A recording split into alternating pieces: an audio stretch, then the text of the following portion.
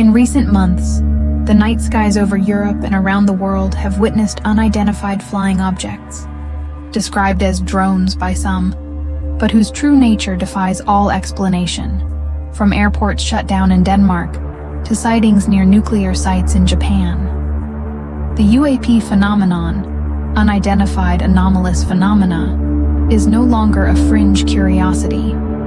It is a global crisis demanding answers. Are we facing a hybrid threat? Advanced technology from a terrestrial adversary, or something beyond our comprehension? Governments, stunned, are beginning to respond, but the question persists. What are these objects, and who should represent us if they attempt to communicate?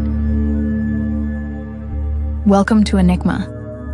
Here, we dive deep into the mysteries of reality and push the boundaries of imagination. On September 25, 2025, in a tense press conference at the Ministry of Defense in Copenhagen, Denmark's Justice Minister Peter Hummelgaard had no concrete answers, only warnings.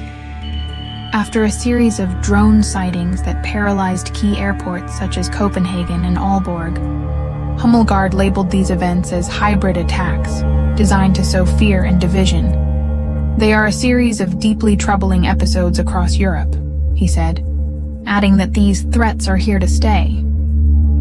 However, neither he nor Danish authorities could identify the origin, perpetrators, or the exact nature of these objects. Russian drones, secret corporate technology, or something that better fits the UAP definition? When a country's best defenses cannot track or neutralize these objects, the line between drone and anomalous phenomenon becomes blurred. Half a world away, Japan is taking bold steps. On May 16, 2025, the Japanese Diet, the national parliament, formed the Bipartisan Parliamentary League on UAP, led by former Defense Minister Yasukazu Hamada and lawmaker Yoshiharu Asakawa. Why?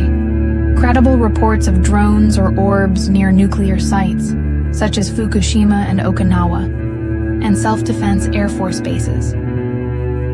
Hamada advocates for a specialized agency to gather data, collaborate with the U.S. via ARO, and establish protocols for pilots facing these phenomena.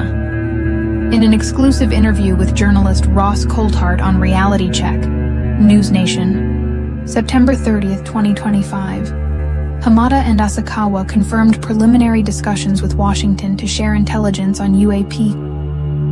Coulthart, known for his work with whistleblowers like David Grush, pressed, could these objects be non-human technology?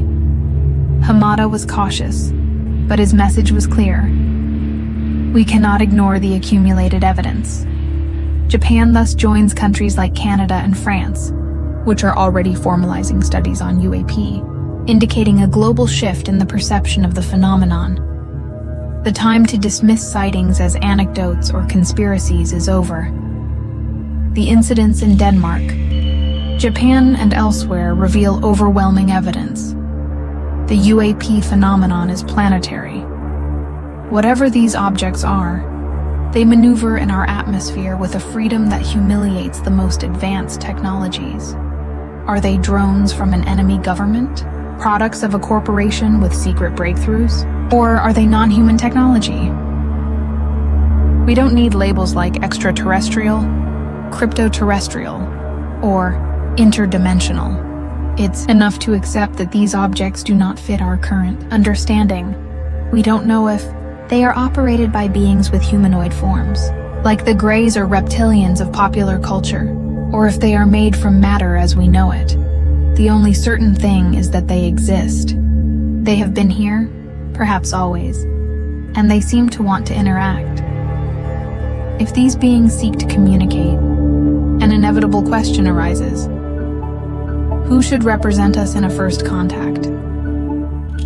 Governments, divided by geopolitics, seem more concerned with assigning blame than preparing for the unknown. Yet, figures like astrophysicist Avi Loeb, who on September 30, 2025, presented a document to the United Nations advocating for a global protocol, and attorney Danny Sheehan of the New Paradigm Institute are leading efforts to establish a diplomatic framework. The goal? To prepare humanity for the moment that will change our history, the day the conversation is between us and them. It's no longer a question of if they exist, but how we respond. In this moment of uncertainty, one thing is clear. The new reality described by Hummelgaard is not just European, but global and here to stay. The time to act is now.